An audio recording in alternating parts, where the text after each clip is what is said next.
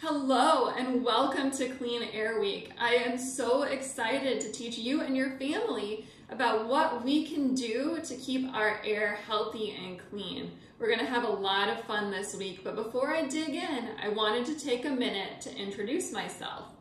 My name is Andrea Faber, and I'm a transportation planner for Grand Valley Metro Council, which is an alliance of governmental units in the West Michigan area. Through them, I participate on the West Michigan Clean Air Coalition, which is a partnership of business and industry and other organizations that work together to achieve cleaner air in West Michigan.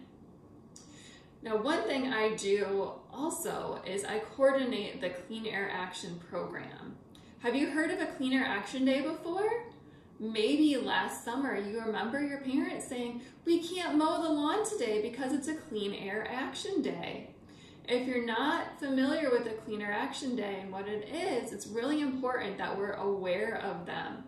We work with air quality meteorologists in Lansing, and they study the weather and pollution levels that area monitors, and then based on what they see, they decide if there will be enough pollution in the air the next day that people who are sensitive to it might have a hard time breathing.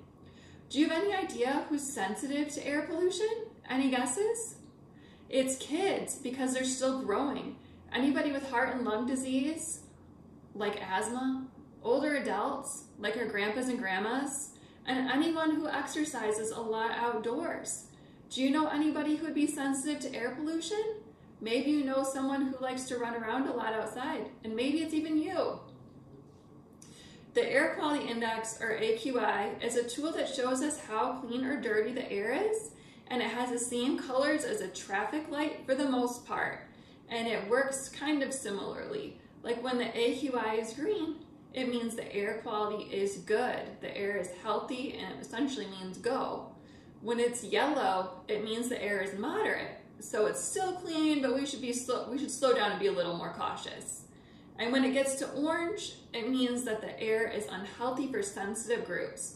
Those are the sensitive groups that we just talked about, like kids, anybody with heart or lung disease, older adults, and anyone who exercises a lot outdoors. When we have a Clean Air Action Day, which is called when we think the air quality level is going to reach that unhealthy for sensitive groups range, we ask everyone to make choices, like waiting to mow their lawns. That helps keep our air healthier. When it gets up to red, it means the air is dirty and unhealthy, but in West Michigan, it doesn't get that dirty very often. At its worst, it usually stays in the orange range. Now I'm going to read a story to you called "Why is Coco Orange?" Now chameleons have a special power. They can change color to match their surroundings or to communicate. And Coco has the ability to change color to match the AQI, so we know how clean the air is. As I'm reading, watch for Coco to change color so you can tell an adult whether the air is clean or dirty. So here we go. Why is Coco orange? Coco and his friends solve this mystery as they learn about air quality.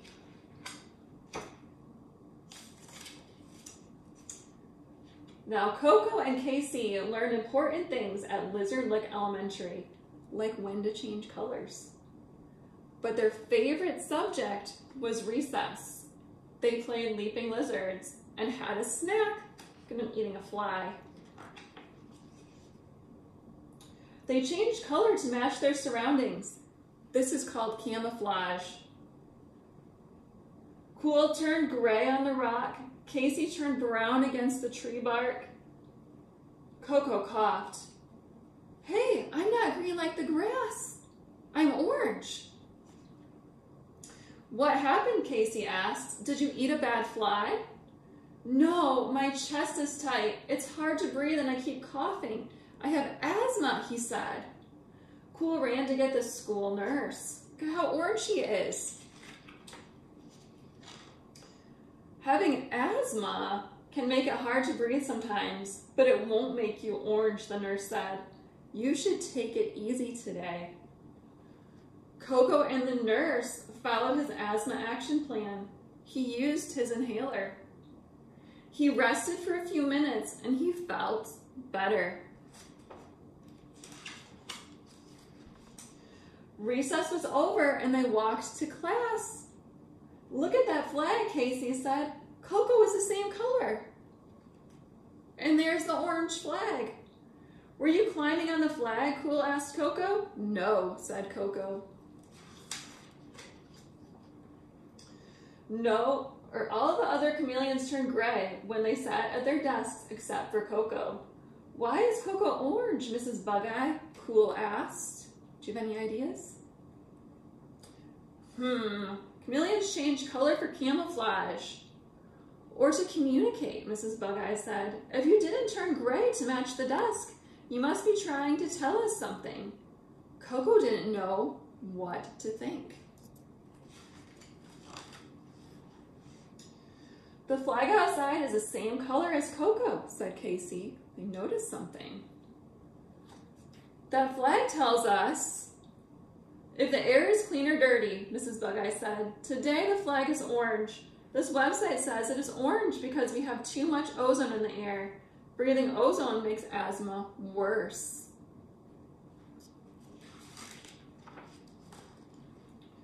But the air looks clean, said Coco.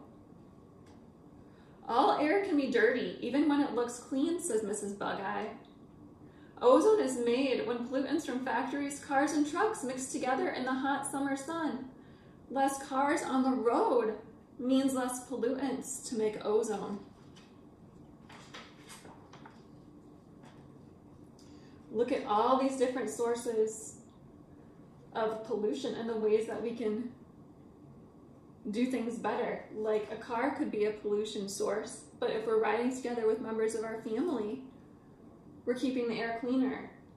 And if we're taking the bus together, we're saving emissions and pollution by all riding together. And we can take our bike instead of taking a car so that we can keep everyone healthier. My dad carpools to work, so he's helping to make the air cleaner. Cool, shouted Cool. I can walk or take the bus to school, Coco said. I can ride my bike to school or to soccer practice, Casey said. Good ideas, said Mrs. Bug-Eye, but sometimes there can still be too much ozone in the air during the summer. Mrs. Bug-Eye put up an air quality chart. This uses colors, words, and numbers to describe how clean or dirty the air is. When the number on the chart is greater than 100, the air can be bad for kids to breathe. Remember when we talked about the AQI at the beginning of the video? Even me, Casey asked. I don't have asthma. Even you, said Mrs. Bug-Eye. Even if the air doesn't make you cough, air that is not clean is still a problem for children. Your bodies and lungs are still growing. So here's a picture of the air quality chart, and it shows you how green means very clean, yellow means clean, orange it's not clean enough to be safe for some people, red is dirty, and purple is very dirty. Mrs. Bug-Eye looked over the chart. I can use this to plan recess. And that's because a green day means great time to play outside. A yellow day means safe to play outside. An orange day means okay to play outside, but take it a little easier or spend some time resting. A red day means no recess in the afternoon when the air is dirty. Play outdoors in the morning when it is cooler. And a purple day means no recess outside. Find an inside place to play. And if you have asthma, pay attention to how you feel and have your inhaler with you. Tell the teacher if you have breathing problems. Can we play outside tomorrow? Cool asked. Mrs. Bug-Eye checked her computer. The air quality color will be red tomorrow. Then Coco might get sick again, Casey said. We don't want Coco to get sick again.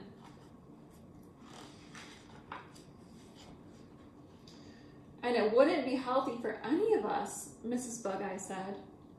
You need heat and sunlight to make ozone, Coco said. We can play in the morning when it's cooler and there's less ozone. That sounds like a great idea, right?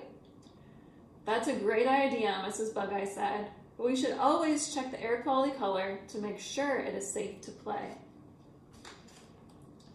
For the next week, Coco, Casey, and Cool checked the air quality color before school. They found it in the newspaper, on TV, and heard about it on the radio. When the air quality color was green, so was Coco. When it was yellow, so was Coco. When the air quality color and Coco were orange, they played outside but spent less time running. When the air quality color was red, they played outside in the morning. Coco was green because it was cooler and the air was still clean. There he is. Coco didn't have any more problems with his asthma. And Coco, Cool, and Casey figured out a new way to check the air quality color. You don't need a flag or a computer. Just look at Coco, they told Mrs. Bug-Eye.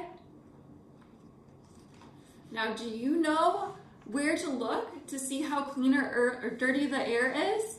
You can look at the weather app on your phone. Let me show you. Here's the weather.